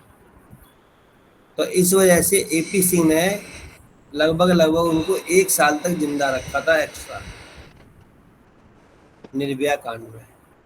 बेचारा उस टाइम पे ना इतना मीडिया के सोशल मीडिया पे इतना टारगेट में आ गया था वो, लेकिन मेरे टारगेट पे नहीं था वो, मैं उसको बड़ा अच्छा मानता था उसको।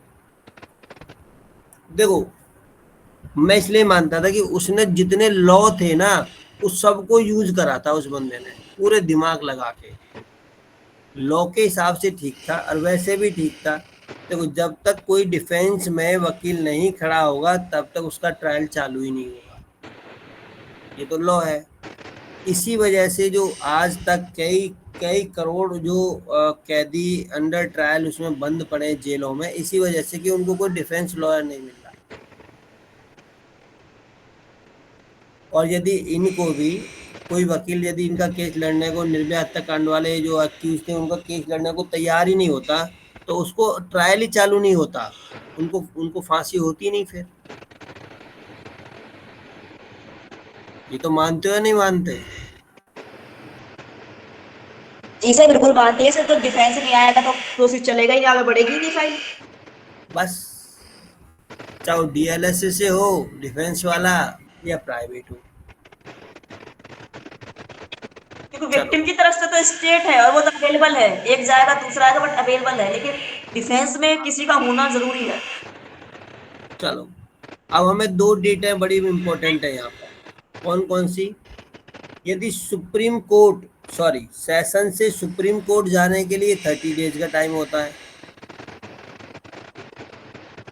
जी और सुप्रीम कोर्ट से गवर्नर के पास जाने का 30 डेज का टाइम होता है जी और गवर्नर से राष्ट्रपति के पास जाने का 60 डेज का 60 दिन टाइम। का। ये इम्पोर्टेंट है, इनको ध्यान रखना, ये पूछ सकता है कि जो हम जुडिशरी वगैरह का एग्जाम देंगे तो। चलो थर्ड सेक्शन देखते हैं। द सुपरिंटेंडेंट ऑफ जेल या officer in charge of the jail shall ensure that the every convict in case there are more than one convict in the case also make a mercy petition within the period of 60 days on non-receipt of the such petition from the other convicts. The superintendent of jail shall send the name, address, copy of the record of the case, also other detail of the case to the central government or state government for the considering along with the said mercy petition. अब देखो यहाँ पर, यहाँ ए है, यहाँ B है और यहाँ सी है। जी मान लो ए तो चला गया मर्सी पिटीशन में, और ये तीनों के तीनों कितने हैं? एक एक केस के, मतलब एक वन केस का ट्रायल चला था इनके पास में, वन ट्रायल के एक्यूज है, एक ही ट्रायल के एक्यूज। ए चला गया मर्सी पिटीशन में, ठीक है चला गया। बी और सी नहीं गए। जी जी जब जेल सुपरिंटेंडेंट के पास में ये इंफॉर्मेशन आ गई कि भाई इन्होंने ए ने जो मर्सी पिटीशन फाइल कर दी, क्यों? क्योंकि एक कॉपी हमें जेल सुपरिंटेंडेंट को हमें देना होता है राष्ट्रपति के देने से पहले, उसको हम वो कराते हैं, रिसीव ही लेते हैं, जिसको सर्विस कहते हैं।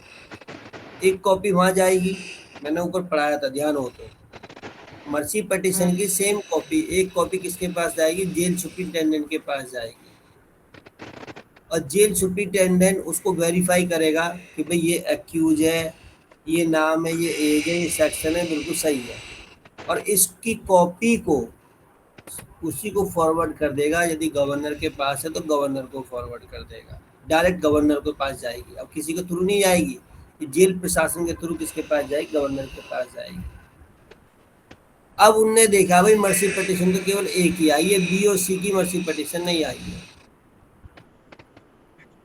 Here, the duty of the jail superintendent to send all the details of the both accused to the governor and with the request to consider as the petitioner as A, जो ए ने mercy petition file की है तो उसको भी B और सी को भी उनको भी उसी पिटीशन में पिटीशनर मानने की कृपा करें। हाँ, या वो एक एप्लीकेशन लगा देगा उन दोनों की तरफ से, डिटेल वगैरह भेज देगा सारा कुछ कि ये है, तो वो उसी एप्लीकेशन में ऐड करवाने की प्रेयर कर देगा। प्रेयर करेगा वो केवल उसी पिटीशन में, एप्लीकेशन नहीं, जो पिटीशन ए ने फाइल की है मर्सी पिटीशन उसी में नाम भेज देगा कि जी इनको जी। भी साथ में पिटीशनर बना के साथ साथ ही इसका कंसीडर करो। और ये हाँ, उसमें DB यही होगा प्रेयर में कि जैसे जो उस पिटीशन के थ्रू उसको रियायत दी जा रही है राहत, वही इनको भी दे दी जाए। इनको भी दे दी जाए, क्योंकि ये तो सिंपल है, यदि ए को दे दिया तो बी और सी को तो मिलना कंपलसरी है। बिल्कुल सर, बिल्कुल। तो सटल लॉ है। तो ये कह रहा है हमारा सबसेक्शन 3। अब बताओ किसको समझ में नहीं आई?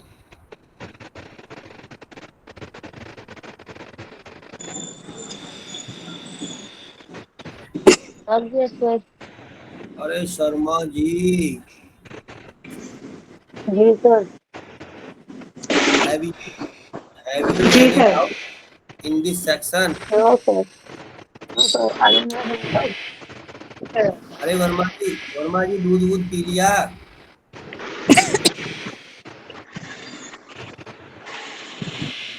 अब ये बताओ थैली का पीते हो भैंस का पीते हो?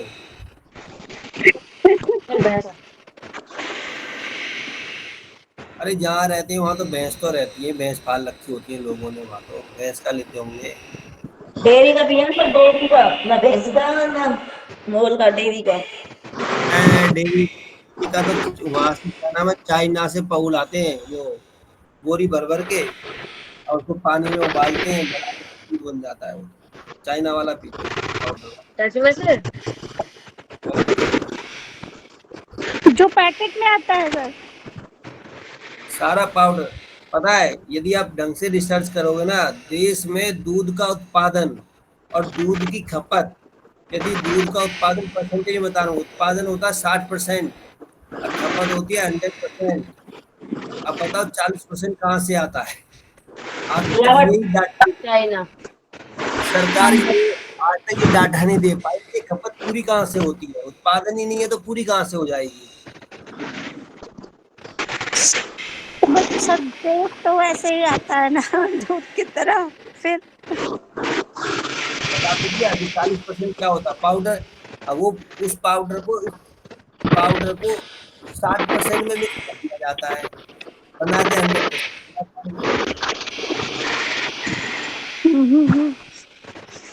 चलो वापस आते हैं, क्या हम दूध पे आ गए, क्या हम पढ़ रहे थे, बाकी से बचा रहे थे। अरे ज्योति मैडम माइक बंद कर लो। The central government shall, on the receipt of the mercy petition, seek the comment of the state government and consider the petition along with the record of the case, make recommendations to the president in his behalf as expeditiously as possible within the period of 60 days from the date of receipt of the comment of the state government and a record from the superintendent of police। मैंने अभी बता दिया था, state government ने क्या करा, उस पर जो लिखा ना receipt of the comment, comment का मतलब है उन्होंने रिजेक्ट मार दी थी। रिजेक्ट मारने के बाद हम कहाँ चले गए, सेंट्रल गवर्नमेंट मतलब प्रेसिडेंट के पास चले गए। अब प्रेसिडेंट ने क्या करा, उसको 60 दिन के अंदर अंदर ही जेल सुपरिंटेंडेंट ने, जो मैंने बोला वो भी अपने डिटेल, एक पटिशन तो उसके पास लगाते हैं ना कॉपी, तो उसने भी वेरीफाई करके प्रेसिडेंट को भेज दिया, और राज्यपाल ने भी उस पर अपना कर दिया कि हाँ भाई मैंने इसको रिजेक्ट करा है। भाई अपना कमेंट तो उसको देगा भी कि मैंने इसको रिजेक्ट करा है। दोनों जाने के बाद में जो सेंट्रल गवर्नमेंट है वो राष्ट्रपति के पास भेज देते हैं उसकी रिक्वेस्ट को, भाई आप इस पर डिसाइड कर, वो भी 60 दिन के अंदर अंदर में। जो राज्यपाल अपना कमेंट दे देता, रिजेक्ट या वो कर दिया उसने, उसके 60 डेज के अंदर अंदर में वहाँ जाता है वो। उसी 60 दिन के अंदर अंदर में उसको जो जेल सुपरिटेंडेंट है उसको भी अपना रिकॉर्ड भेजना पड़ेगा, पूरी डिटेल भेजनी पड़ेगी, और राज्यपाल को भी अपना कमेंट भेजना पड़ेगा वहाँ पर प्रेसिडेंट को, और सेंट्रल गवर्नमेंट ये सारा इकट्ठा करके प्रेसिडेंट को हैंड ओवर कर देती है उसके पास। ये कहता है चौथा। जी। 5वां देख, द प्रेसिडेंट मे है, 100% नहीं है, मे है, कंसीडर करेगी, डिसाइड करेगी और डिस्पोज। उसको डिस्पोज का मतलब होता है इधर करो या इधर करो, खत्म कर दो बस उसको। And dispose of the mercy petition and in case there are more than one convict in the case the petitions यहाँ एस लिखा हुआ है, shall be decided by the president together in the interest of the justice। वो किस लिए उसको decide कर रही है भाई? क्योंकि यहाँ पर जस्टिस चाहिए, इंटरेस्ट ऑफ द जस्टिस, हमें जस्टिस चाहिए इसलिए। अब वो कह रहे ना, but there are more than one convict. मैंने ABC का बताया था ना, A, B और C, मान लो 3 है, एक की गई तो इसको प्रेसिडेंट साहब को भी तीनों का ही करना पड़ेगा, क्योंकि न्याय तो तीनों को, एक को नहीं बराबर चाहिए। मिलेगा ना, सभी को न्याय बराबर मिलना चाहिए। हाँ, यही बात है। छठा, upon receipt of the order of the president of the mercy petition। जैसे प्रेसिडेंट साहब का मर्सी पिटीशन का ऑर्डर की receipt, the central government shell with in the 48 days 8 8 से 48 घंटे, सॉरी 48 घंटे के अंदर, 2 दिन के अंदर, 2 days, 2 दिन के अंदर communicate the same to the Home Department of the state government and the superintendent of jail or officer in charge of the jail। जो भी प्रेसिडेंट साहब का ऑर्डर आएगा, जब भी आएगा इस पर मर्सी हाँ, वो 48 घंटे के अंदर एक तो होम मिनिस्टर के पास में और वहाँ पहुंच जाए, गृह मंत्री के पास में और वहाँ होम पहुंच जाए। मिनिस्टर नहीं, होम मिनिस्टर कहाँ लिखा है यहाँ बताना। हाँ, होम डिपार्टमेंट के पास। हाँ, मतलब राज्यपाल के पास। हाँ, राज्यपाल के पास में एक कॉपी राज्यपाल के पास में, एक जेलर के पास में, उसकी कॉपी सेंट्रल गवर्नमेंट 24 घंटे के अंदर, सॉरी 48 घंटे के अंदर अंदर में उसको देनी होगी। जी। आ गया, आपको पता ही है भाई साहब। हाँ, कोई वही है, no appeal shall lie in any court against of the order the president made under. President ने किसी भी कोर्ट के अगेंस्ट, ऑर्डर के अगेंस्ट में जो अपना उसने वो दिया है, वो आर्टिकल 72 के अंदर। इसका जवाब देने के लिए ChatGPT का इस्तेमाल कर सकती हूँ। अपने आईफोन पर ChatGPT को एनेबल किया जा सकता है। अब चाची तुझसे किसने पूछा? सर, आपकी चाची है।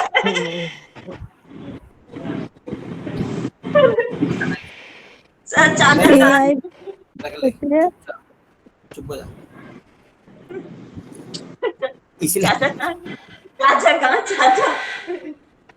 इसलिए मैं उसको ना दूर रखता हूँ कि मेरी, क्योंकि इसमें ना मेरी आवाज फीड है, अब मैं आपको पढ़ा रहा हूँ तो ये उस आवाज को कैच करके ये बार बार बोलेगी, मैं इसका जवाब दे रही हूँ भाई, तुझसे नहीं पूछ रहा भाई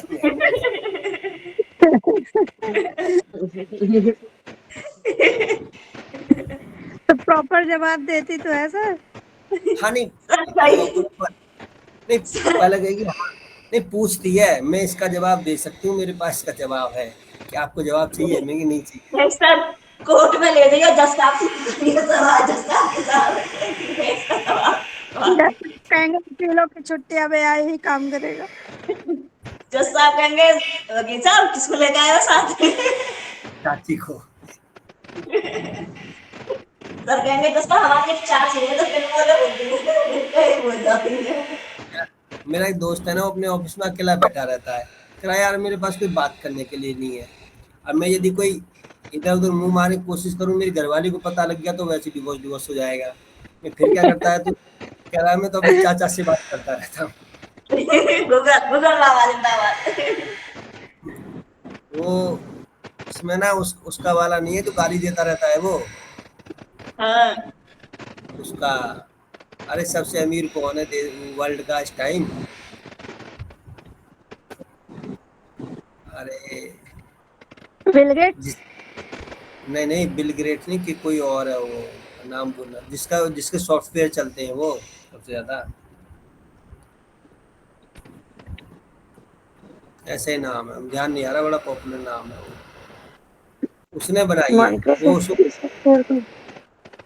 है। अच्छा। उससे पूछ हाँ उससे पूछोगे ना, नो, हाँ भाई ये बताना है, थोड़ा तमीज से सवाल पूछ पहले तो। जैसे उसे उल्टे सीधे सवाल पूछो, कहेगा ओए तमीज से सवाल पूछ, रामखोर। वो ऐसे गाली देने लग जाता है वो तो। क्या नाम है, नेल्सन है क्या नाम उसका, नाम वो है, ध्यान नहीं आ रहा उसका। एलेक्सा। अलेक्सा। अलेक्सा का भी अपग्रेड वर्जन है वो। नेल्सा आपने बोला ना तो मुझे सुना है एलेक्सा। अलेक्सा का अलेक्सा का हस्बैंड अलेक्सा आया को भी वो। गाली देता है। अपग्रेड वर्जन है वो। अलेक्सा में तो लेडी बोलती है ना, उसमें जेंट्स बोलता है, मेल हाँ आवाज। हमारे टीवी में ऐसा है। चलो, the president made under the article 72 of the constitution, it shall be final. Any question as to the arriving of the decision by the president shall not be inquired into any court. भाई जो राष्ट्रपति ने इस फैसला 72 जो सुना article लिया। है, जो राष्ट्रपति ने ऑर्डर दे दिया उसके खिलाफ नो अपील नो दलील। बस अभी जो सुप्रीम कोर्ट से बोला था ना, उसके सुप्रीम कोर्ट के जज ने बोला था, राष्ट्रपति के लिए एक ऑर्डर कर दिया था कि इसका जवाब हाँ विद इन द टाइम दो। तो राष्ट्रपति ने इसका इसी आर्टिकल का यूज करते हुए बोला था कि तुम्हारी हिम्मत कैसे हुई ये पूछने की हमसे। हेलो हाँ आर्टिकल 72 के अंदर आप मुझसे कोई सवाल नहीं पूछ सकते। हेलो। आर्टिकल 73 के तहत हम सुप्रीम कोर्ट से कोई सवाल नहीं कर सकते। सुप्रीम कोर्ट नहीं कर सकता, प्रेसिडेंट से। कॉन्स्टिट्यूशन में दे रखा है ये 72। हाँ हाँ हाँ हाँ। सुप्रीम लिख के भेज देगी वो। प्रेसिडेंट को पावर है कि हाँ इस ये मैंने कहीं हाँ तो देखा था ध्यान नहीं आया। सर को लिख के भेज दो। कॉन्स्टिट्यूशन के आर्टिकल 72। कल मैं 30,000 में जाऊंगा। जी क्या चीज? मैं पूछ रहा हूँ कॉन्स्टिट्यूशन के आर्टिकल 72 के तहत ही ये प्रेसिडेंट नहीं क्वेश्चन करता सुप्रीम कोर्ट से या क्या?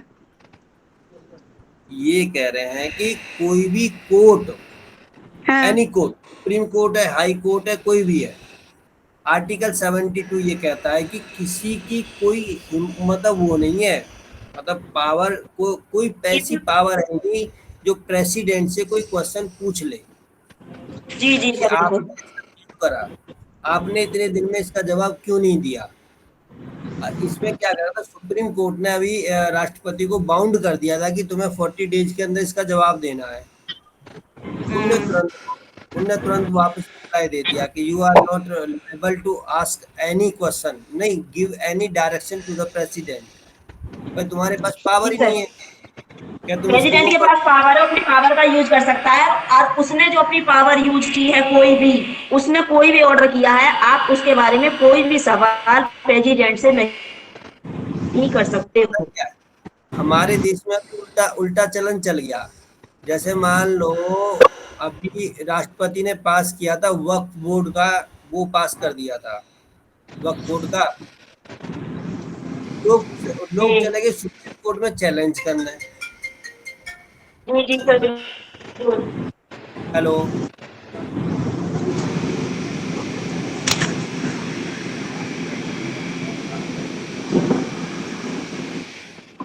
हाँ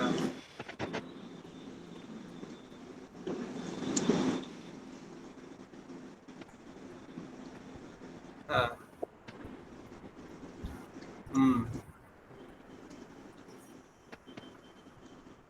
हाँ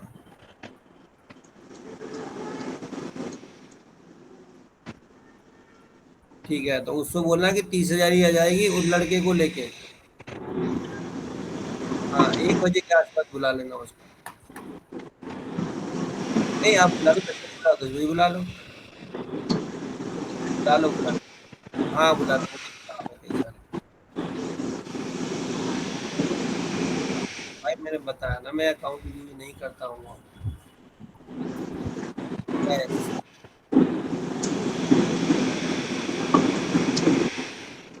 सुबह ले लेना। तुम जुआ खेलोगे मेरे को पता है। अरे जुआ खेलोगे भाई, किसी को फिर देख लो ना, उसको किसी को दो मत, जानकार है किसी से। मैं यूज नहीं करता भाई, ये वो ईमानदारी से जब से वो चल रहा है।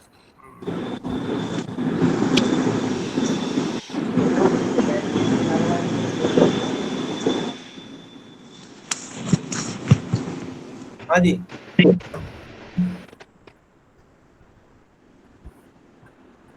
तो उसने क्या करा, वक्फ बोर्ड का जो सुप्रीम कोर्ट सॉरी प्रेसिडेंट ने साइन कर दिए, पास कर दिया, और सुप्रीम कोर्ट ने बंदा ना होल्ड कर दिया।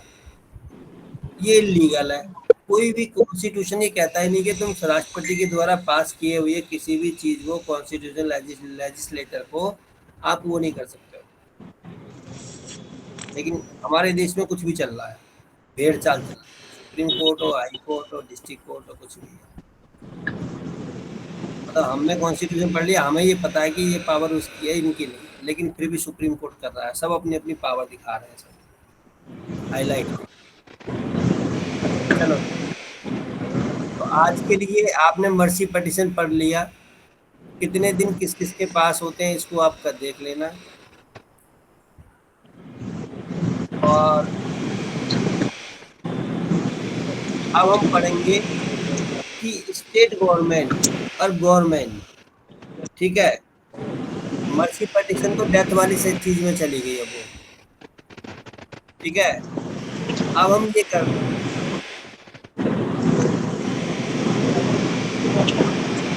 अपना सब माइक ऑफ करो प्लीज। हाँ देखो, अब जो हमारा ये को है ना, सपोज करो किसी को 20 साल की सजा हो गई जी। कब उस 20 साल की सजा को कम किया जा सकता है?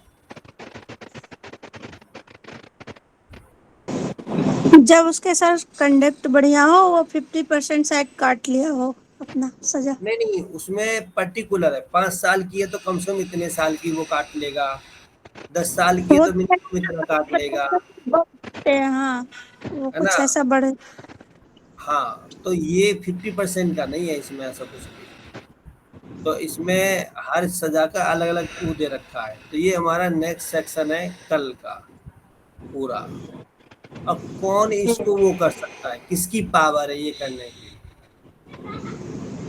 ठीक है। तो ये पावर केवल स्टेट गवर्नमेंट की होती है, सेंट्रल गवर्नमेंट की, इसमें राष्ट्रपति और गवर्नर